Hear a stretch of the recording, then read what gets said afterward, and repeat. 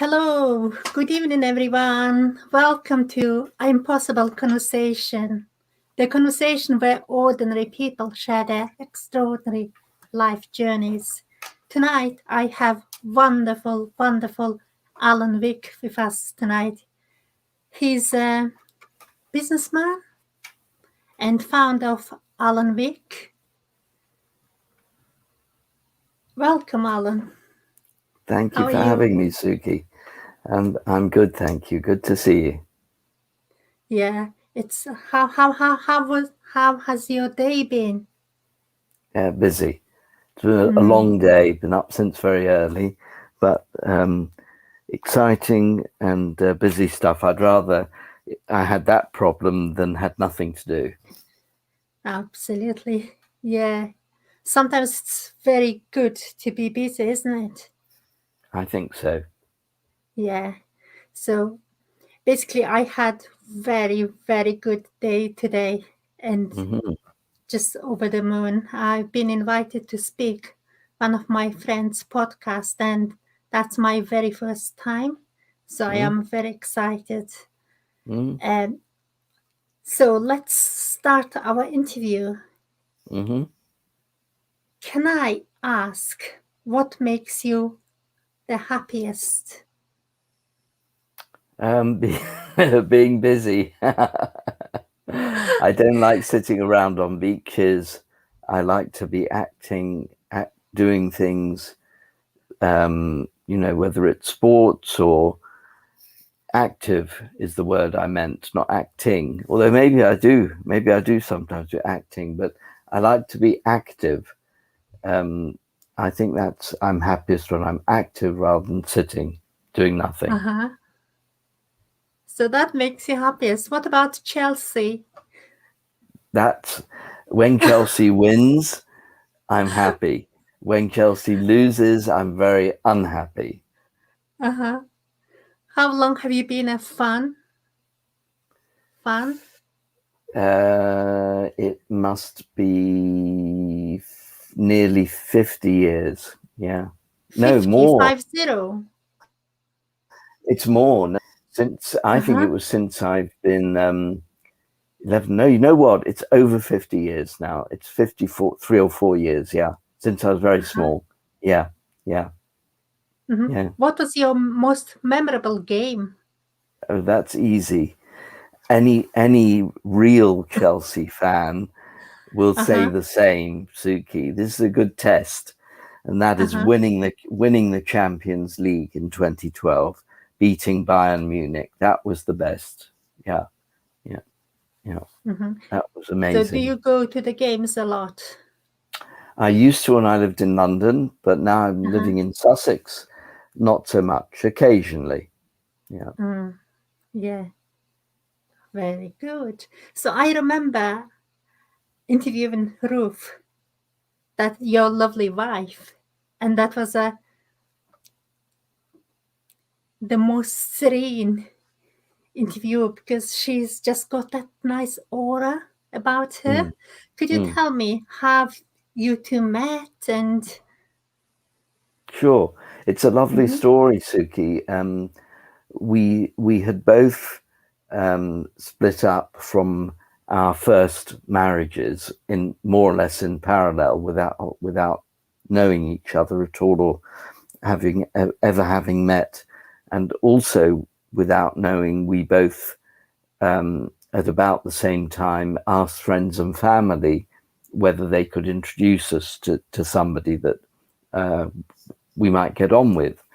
And there was I was given Ruth's name by friends, and the name rang a bell.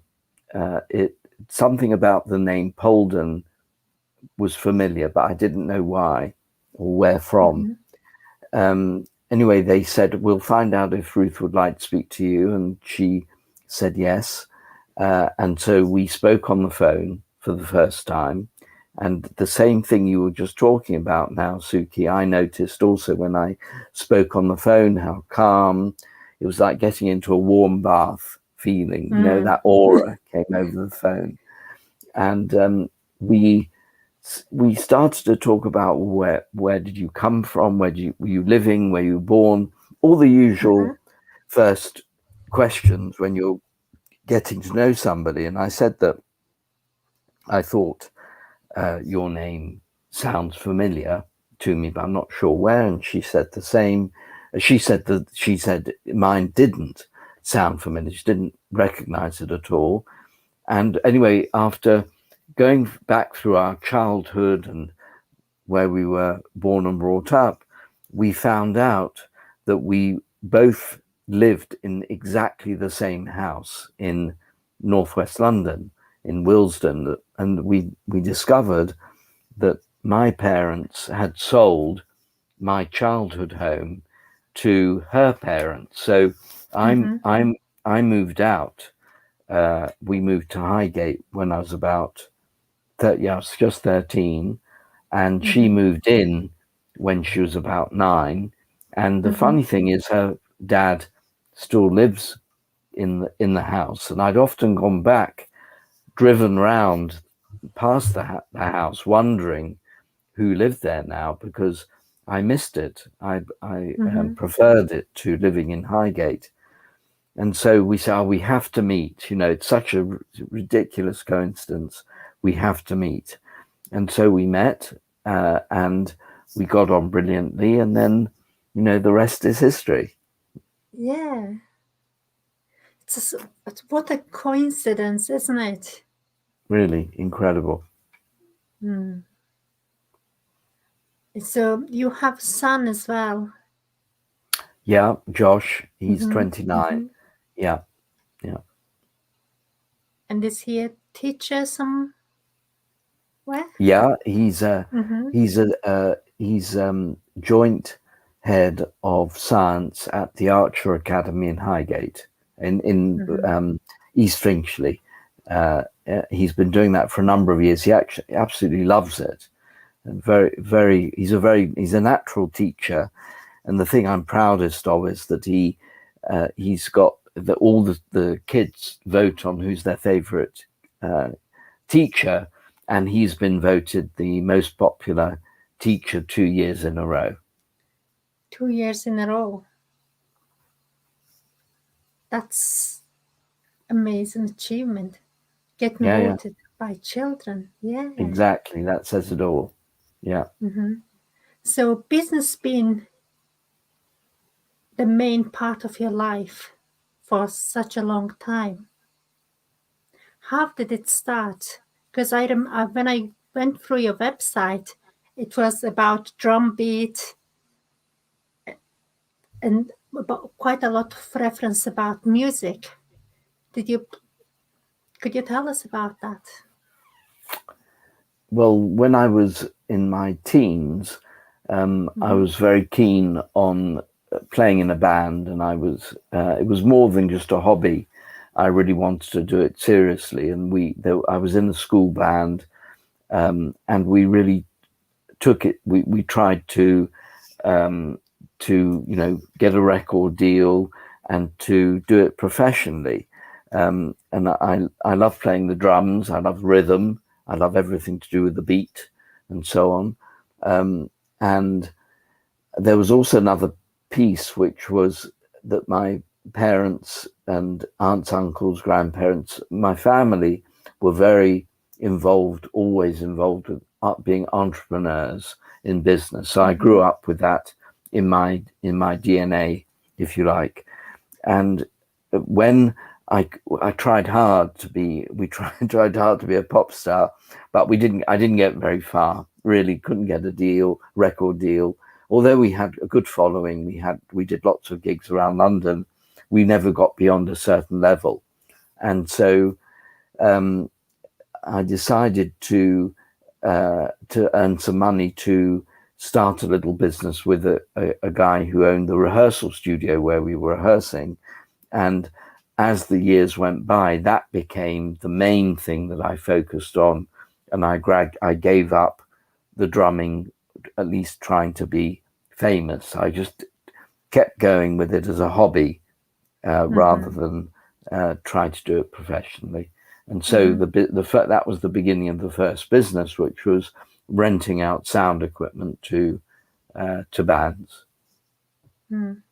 When did you discover your love of music?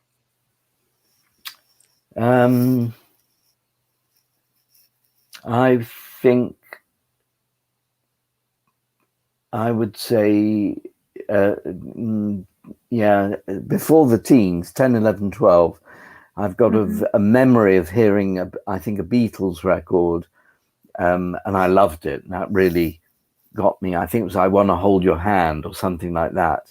And on holiday, and I heard it, and it was just amazing. And that I noticed that I really loved it. I think I picked it up. My parents loved it. They didn't necessarily like pop music, but they liked classical and opera and all sorts of different music. So there was, I must have absorbed some of that from them. Yeah, because the parents and then environment you were in, it always influences us, doesn't it? It must do. Absolutely. Yeah. Because my dad used to listen to Julio Iglesias and Kenny Rogers a lot. A lot. So I feel like when I listen to them, it just feels so right. So how have your dreams and goals changed throughout your life? I think in my younger days, I was focused on achievements of success in terms of financial success and so on. And I think that as I've got older, and particularly over the last 10 years, I would say it's been more focused on health and happiness. And although I'm still quite driven, I'm still quite ambitious, and I like to have goals and so on, I think my focus has been more on health and happiness than financial goals. For now, so like success to you now is more about being healthy and then content, like good life, isn't it? Exactly. So if you were writing the story of your life, how would you divide it into chapters? Probably interesting question. Maybe childhood, and then taking music, so, trying to be a pop star, and then moving to New York. I lived in New York for a number of years, so that's another big chapter. Coming back to England, getting married, having Josh. That's a big, of course, huge. Then I think moving house. I think there was I remember a time when I sold a business and then we moved into a real sort of dream home. That was a big one. Another chapter. And then different, I don't know, the rest is not, it's hard, I find it hard to divide up into exact chapters. You need a John le Carré or somebody to make it into that. But there have been some big moments, and then meeting and then eventually marrying Ruth and moving to, from a big chapter, I think, was moving out of a city for the first time and living in the country. That was a start of another chapter. And then probably, I can't think of any other big chapters since then. I've had some I had a couple of health problems, and that probably is the last chapter, or the chapter I'm in at the moment, not the last one. Yeah, because when I was going through your website, your first business was Muscle Music, and then you supplied PA systems, such a various artists, and then you traveled around the world as a sound engineer with the drums. Could you tell us a little bit about that? Because not many of us would have that opportunity. Yeah, I was very lucky. What was the life like there? Mm-hmm. Yeah, it was always fun. And the Jam were a very popular band in the 1970s, and they had a very, very keen following. They were huge in England, not so big in America, but also very big in Europe and the Far East. So wherever we went, they were loved by the fans. And as much as anything, it was, as the music, it was a technical challenge, because they were so loud on stage. I mean, so ridiculously loud that the challenge for me was to find a PA system big enough and loud enough to be louder than the actual sound of the band on stage. But I managed to, most of the time, not always, most of the time, seem to do okay with that. And we did lots of different gigs in different countries. So I saw some amazing countries from a point of view of a touring band, which was really good fun. And I really enjoyed it. It was good. And it feels like now looking back, Suki, it feels like this lifetime, actually. Like it wasn't me, it was someone else. When I see photos of myself in those days, it looks like another person. Really, it's such a different world. But I'm very glad I did it. Very lucky to have done it, and I wouldn't change it for anything. Yeah, because that must have been like experience, like proper experience. What would you say your biggest lessons were from that time?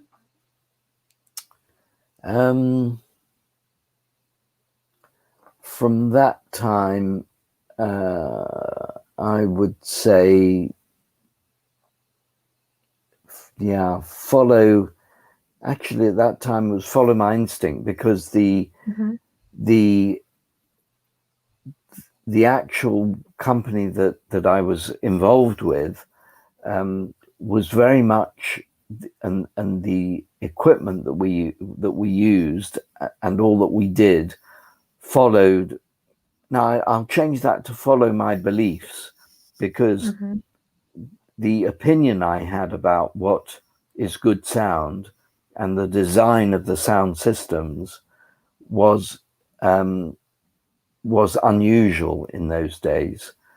And so I had to work hard to get the things made that I wanted to get a sound that I was trying to make. And the second big lesson was always remember who the client is.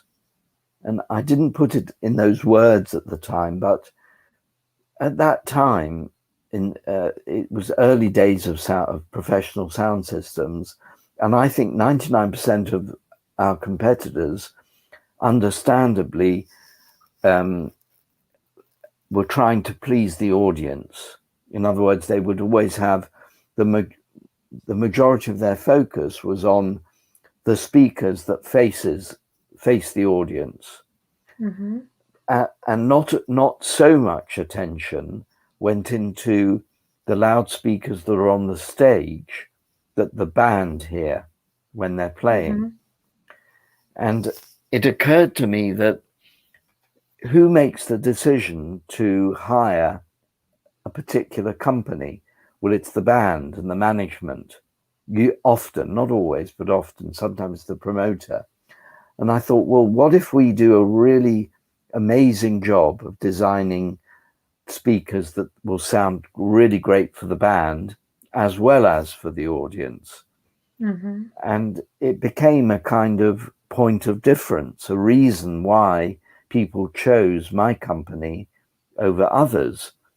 What I didn't know, I didn't plan to get the Jam, but what I didn't realize was that Paul Weller, who was the front man and the writer for the most of the music, nearly all of the music, had played his guitar so loud on stage that he'd become deaf in one ear. And so he was really struggling to hear his singing on stage. Right. And so they tried our system, and for the first time in a long time, he could hear himself clearly on stage. So they said, right, we want your system because he can hear himself clearly. So it proved that the idea that I had was a good one at that time. So follow your beliefs and know who your client is. If you're in business, really understand who's making the decision, who's making the decision to spend money. And it's not always obvious, not always immediately obvious. Sometimes you have to think a bit more about it, particularly if you're in a business to business type rather than a business to consumer company. Well, mind you, it probably applies to both. Yeah. You've been in this music industry and PA systems very, very long time. And when you listen to music, you listen it in a professional way, different ways. Who's your favorite musician and which bands do you love the most? Jimi Hendrix. Yeah. Still was then, and still his creativity, the never knowing exactly what's going to happen, being in the moment, his genius. One of the few people I can call a genius. He's one. Yeah, absolutely incredible. And I love 3-piece bands where there's a bass guitar and drums. I'm including Led Zeppelin with that because there's a singer. So I just mean who's playing the instruments, 3-piece. And, if you think of more modern bands, a lot of the 3-pieces, whether it's Nirvana, a lot of in my opinion, Cream, I'm showing my age, but I think it always, and then there are some bands, I've forgotten the name of them now for a second. Is it the Black Keys, something, can't remember, where there's just a guitar and drums. But where there are 2 or 3 players, they've got to be good. They've got to all be very good. And particularly if there's, they all push each other on and there's no room to hide. So each one has to be a really great musician. So that's why I like those bands, and I like hearing them live best, or live recordings rather than studio, because they're to me the most alive. Yeah. Other than music, what are the hobbies you have? Scuba diving. I love scuba diving. Going to the gym, swimming, walking, cycling, skiing. When I used to, I don't think I can anymore, but I haven't tried for a number of years because of health problems. Yeah. So, and I suppose watching films, and reading and lots of things. I'm playing the drums. I still play. I have a drum kit at home. I play regularly, and I used to play with a band. I haven't played, of course, with lockdown. So I keep myself, one way or another, I keep myself busy. Tell me about the scuba diving, because I've never done it before. What it feels like? Calm, very calm, peaceful, incredibly calm. It's all you can hear is the breathing, the sound of the bubbles. You're suspended in water.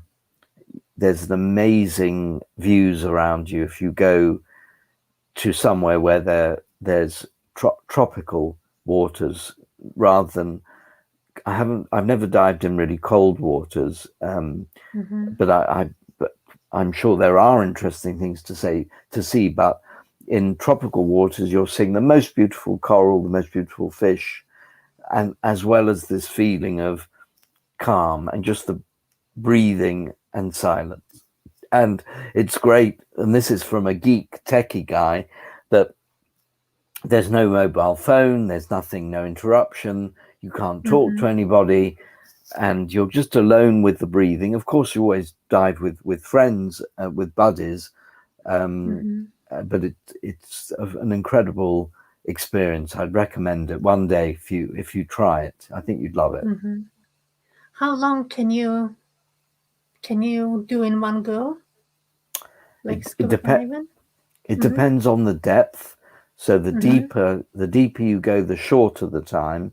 But I really dive only shallow, very, very shallow. Really, I do the type of diving that is like you could snorkel and dive down, but then you'd have to come up. So I would say 45 minutes or an hour is safe before you leaving yourself enough air, and then coming up again, and then maybe doing a couple of dives a day for maybe 45 minutes or an hour each dive. Yeah. Yeah, I would love to try that one day quite soon, I guess. Yeah. So let's talk about the lack of stroke. You say it. The what? Sorry, I didn't quite understand. Yeah, you said it's a stroke of luck. Oh, stroke of luck. And now I'm with you. Yeah.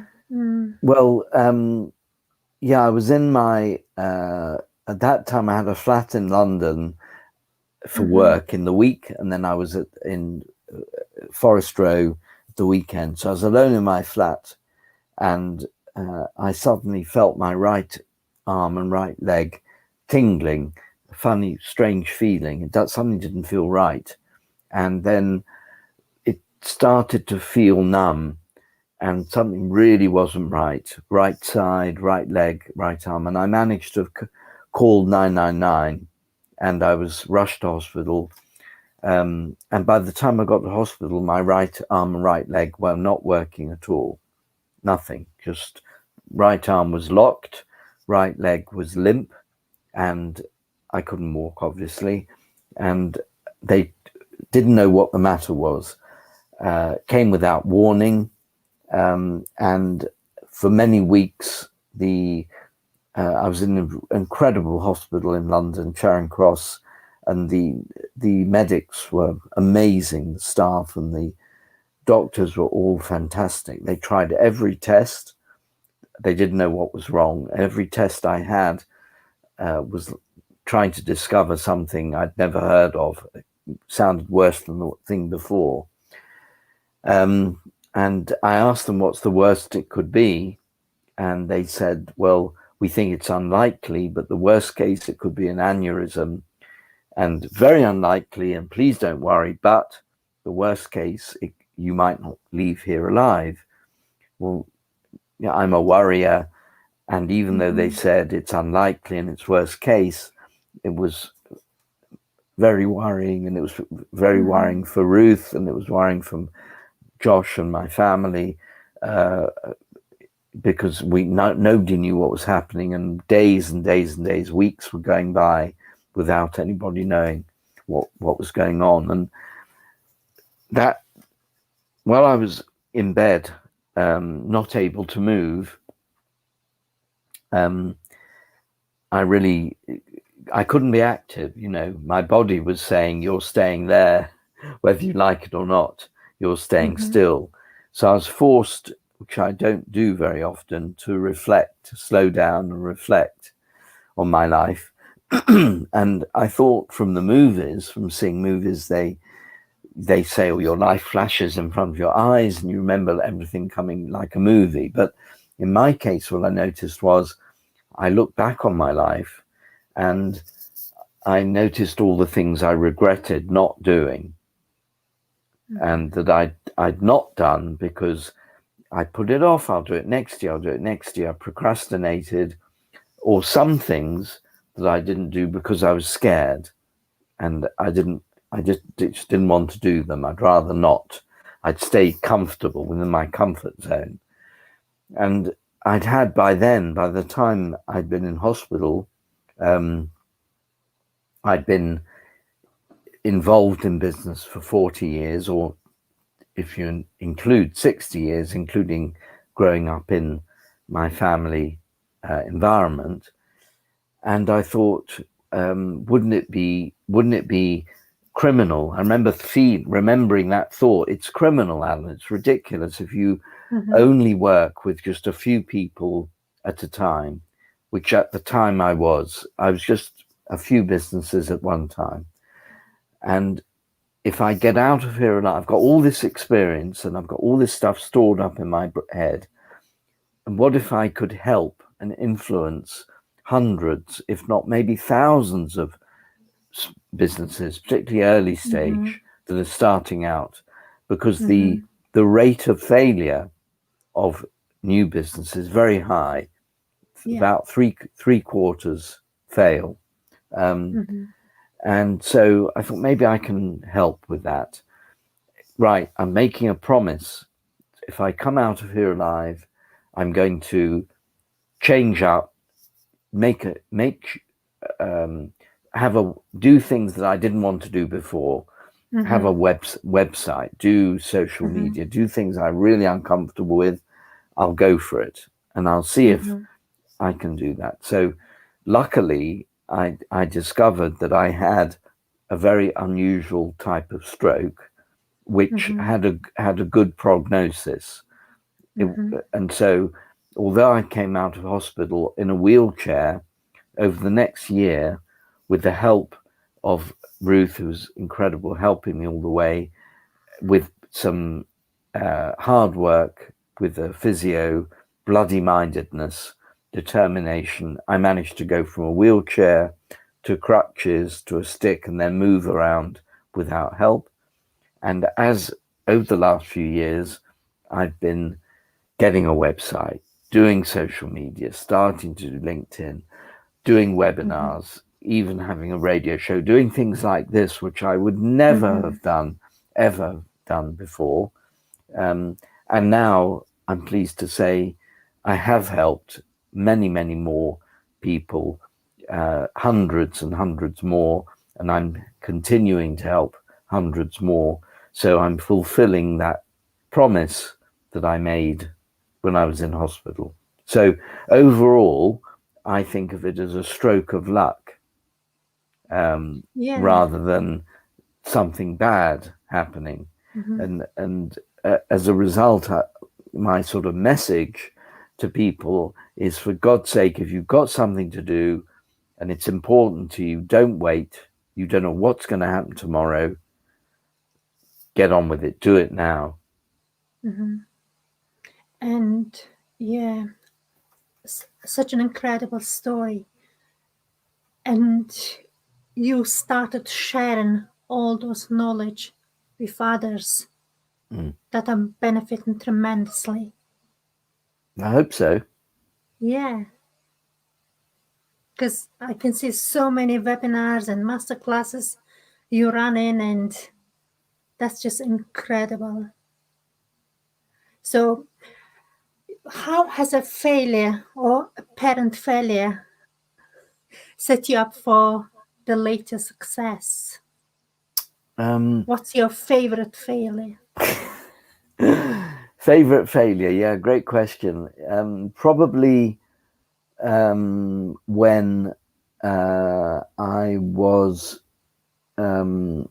involved in a business that I wasn't enjoying that much, and I left it, and was really attracted to buying back a business that I'd sold a number of years ago, because I missed my baby. And it's personal. If you own a business, they're your babies, and I missed it.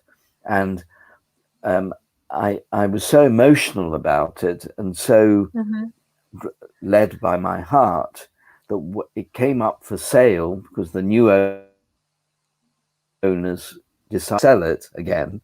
And I was attracted back to it, and I didn't do any due diligence. I ignored all my own advice.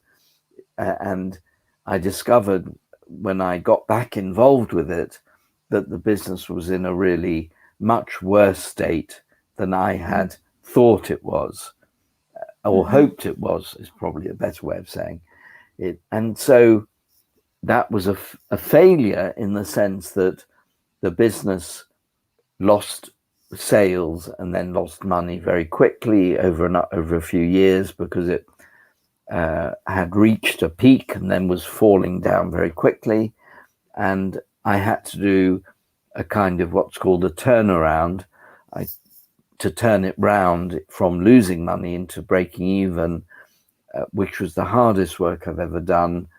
And I didn't know how to do it. I'd never done one before.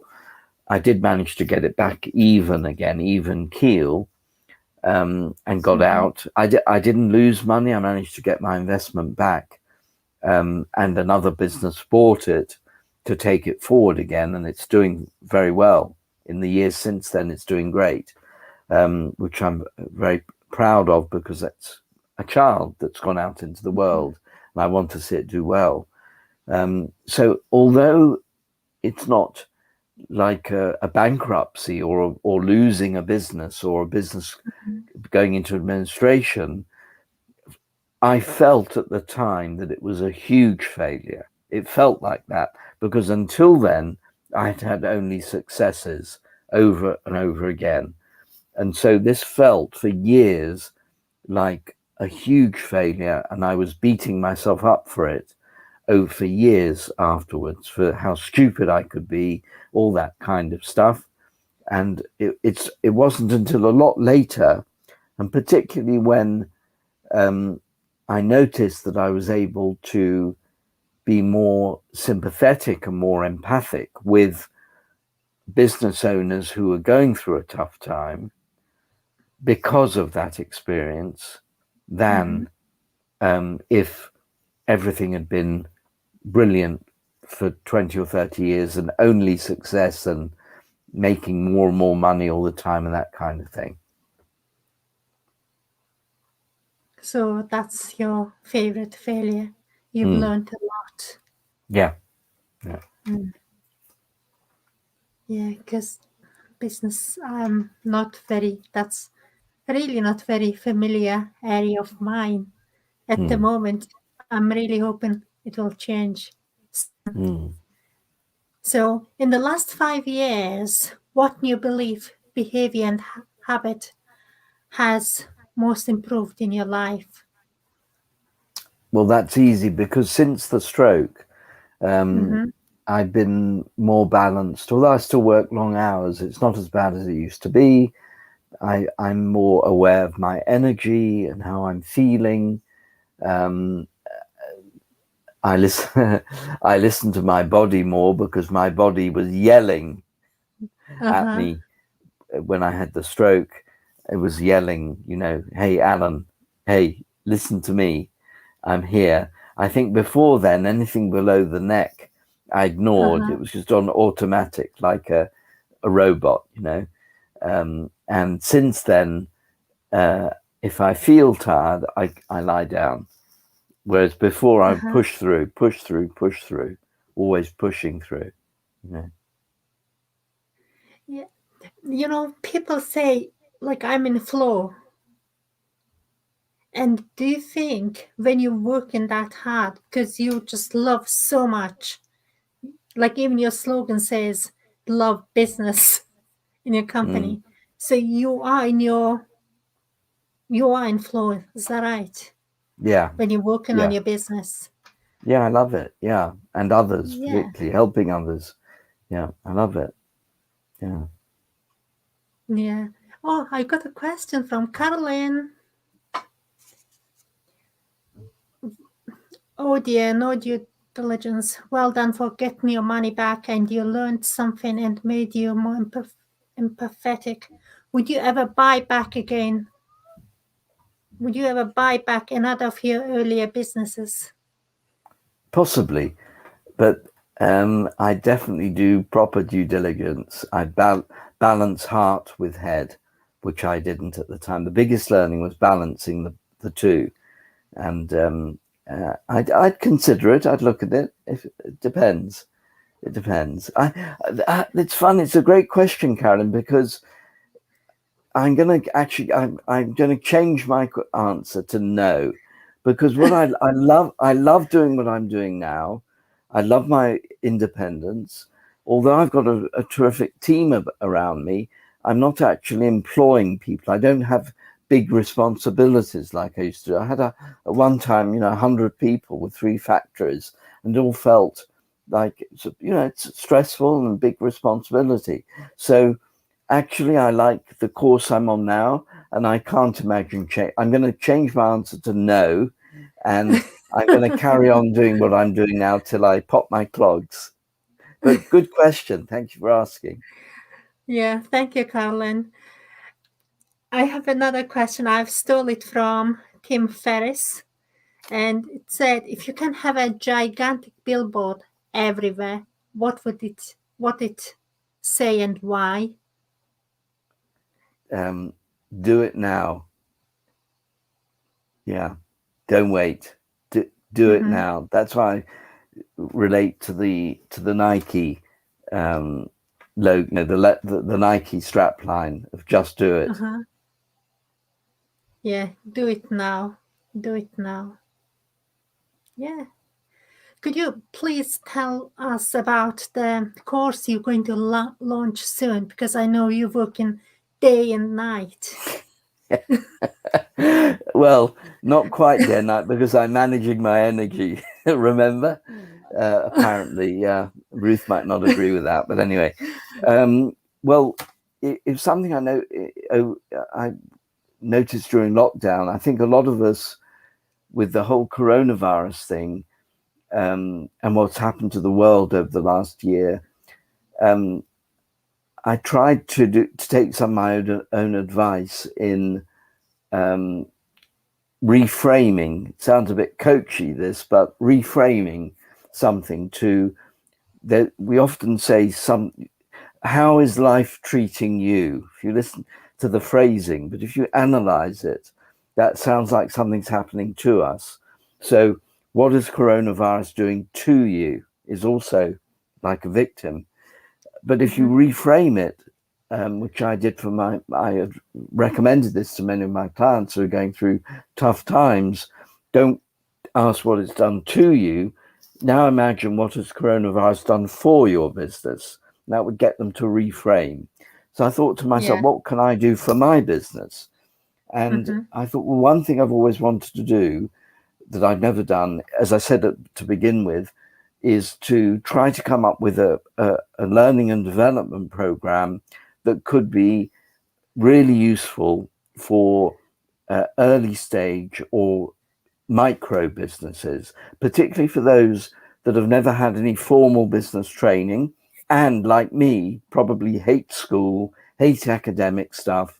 I would never go on some kind of university thing or any kind of academic or theoretical thing. So I wanted, and I thought, wait a minute, I'm in the perfect position. I can actually design something that I would go to, that I would like myself. And I was inspired by Seth Godin's Alt MBA, which is a really incredible program. Thousands of people have been through it.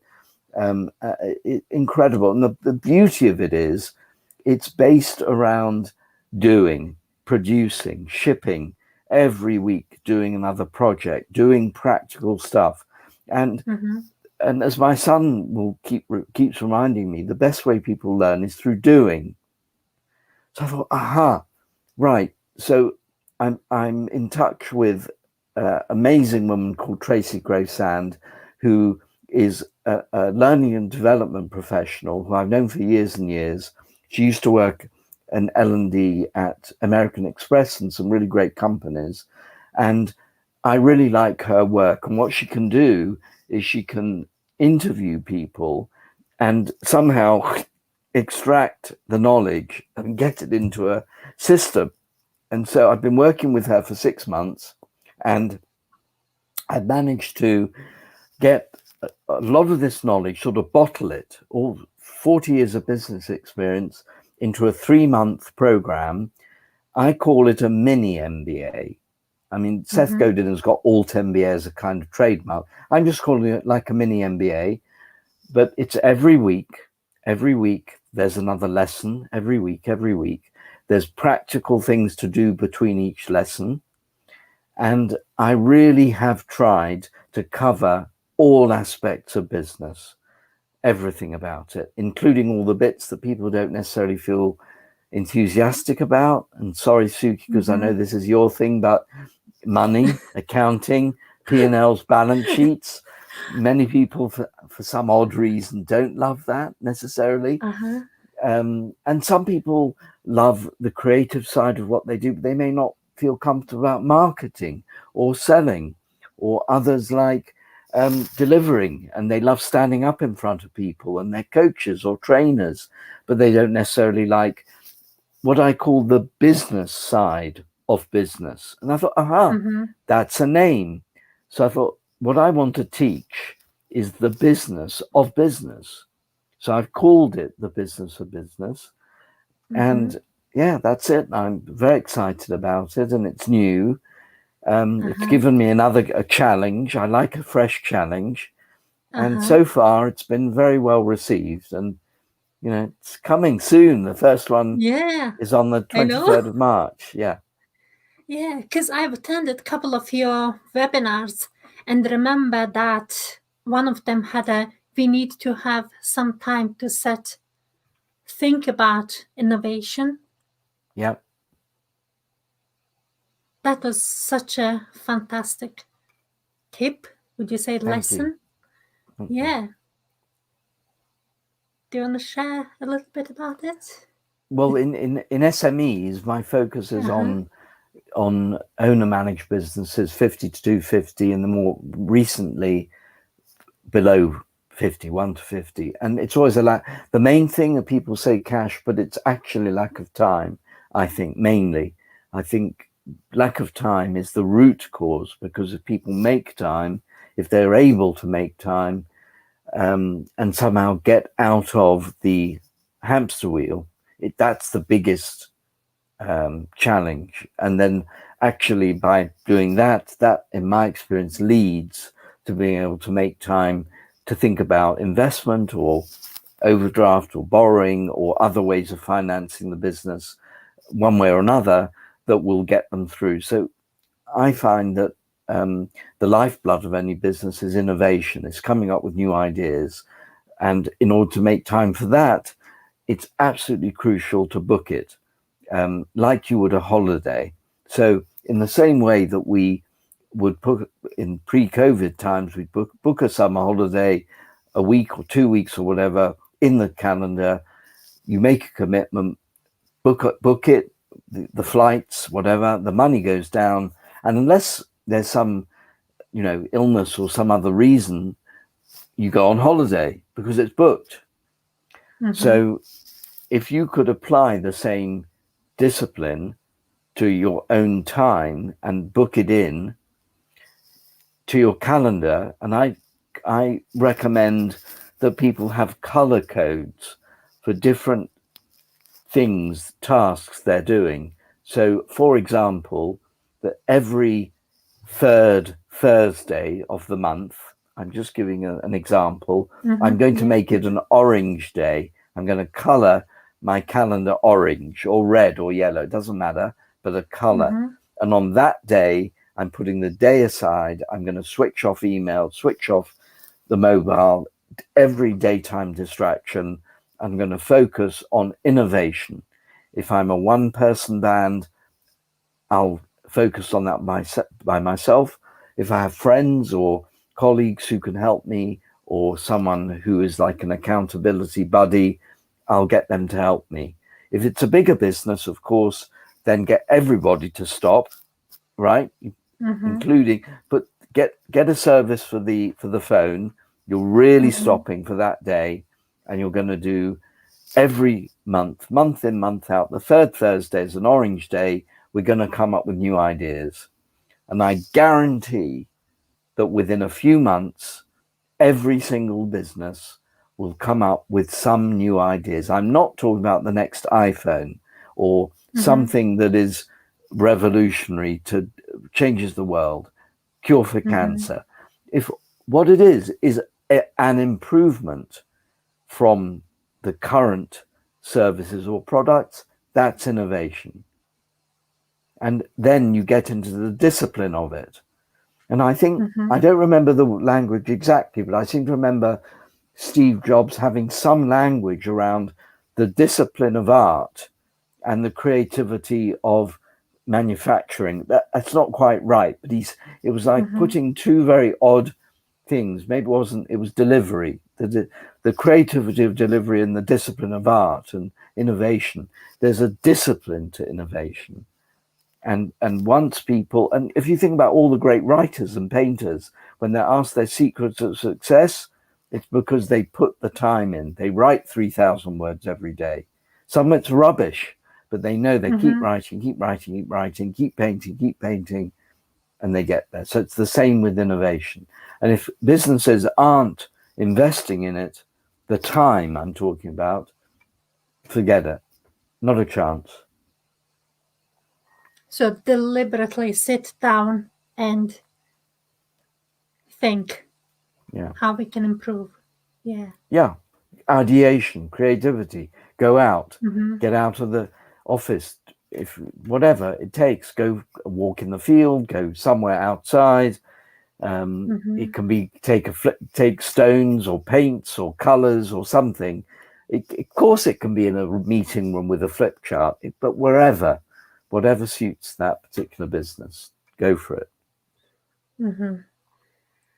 Interesting. Yeah, because when I thought when I was attending that webinar, there are lots of different advices come from different people, and I got this little notebook. When an idea comes in, I would write down, and it doesn't come that often. And I was thinking, when I discipline myself, sit down, and I need to think now, that means I felt like, am I going to force it? And then when you try too hard, it will disappear.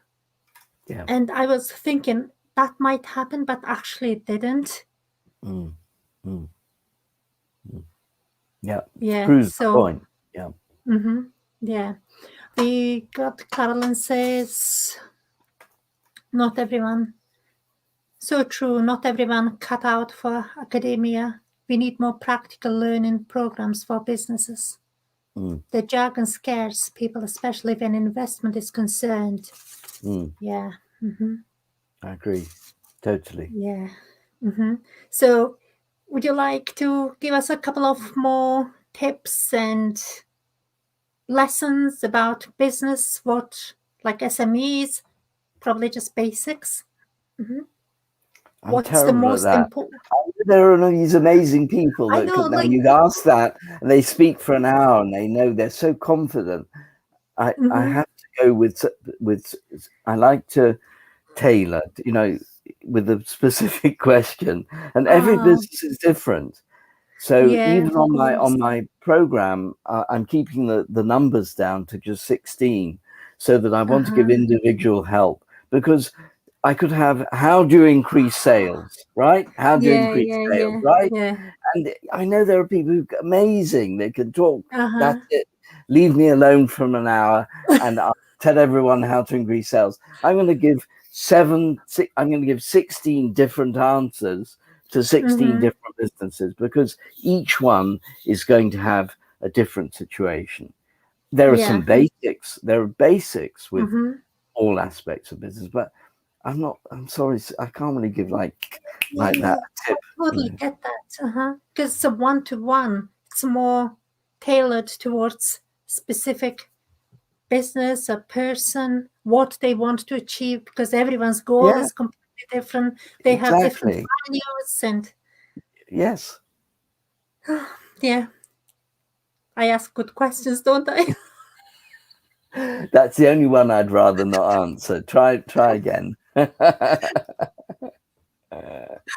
So what things do you do every day to keep you focused, especially when you are extremely busy?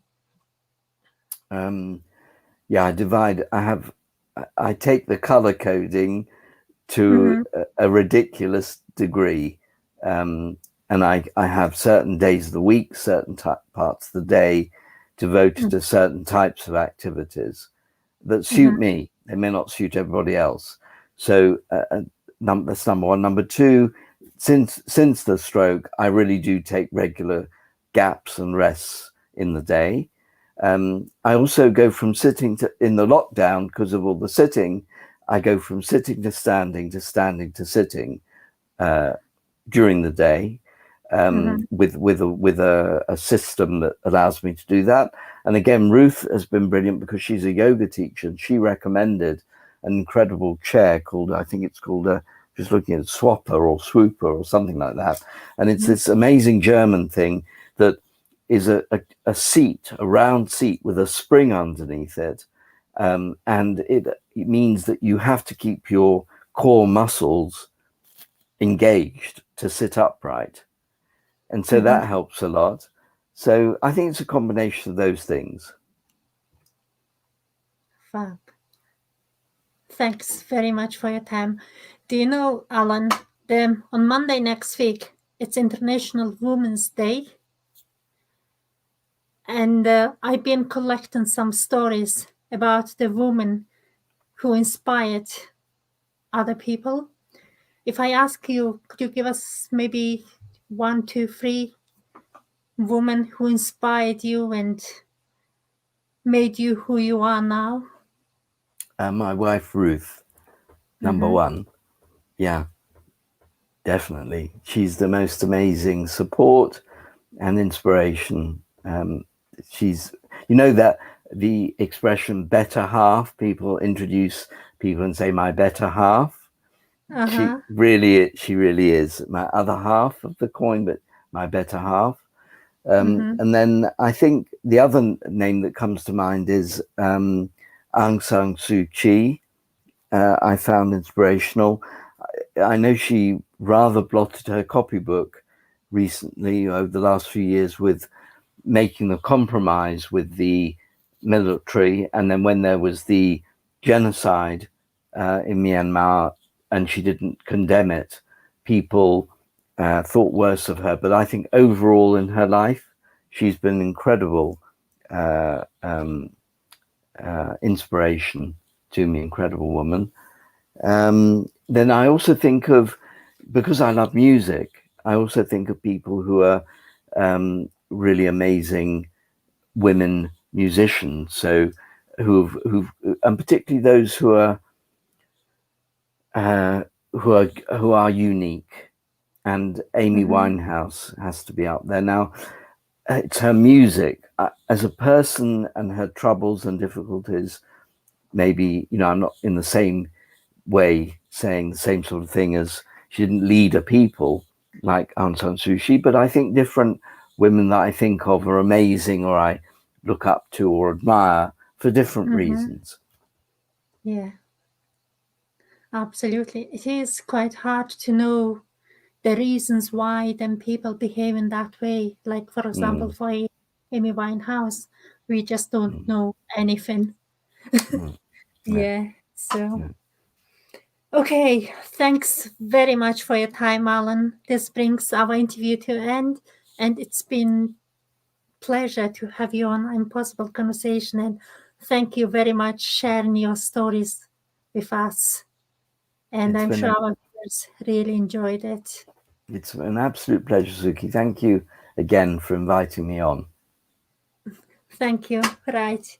I'll see you next week. Okay. See you soon. Okay. Take care. See you soon. Thank you. Thanks. Bye.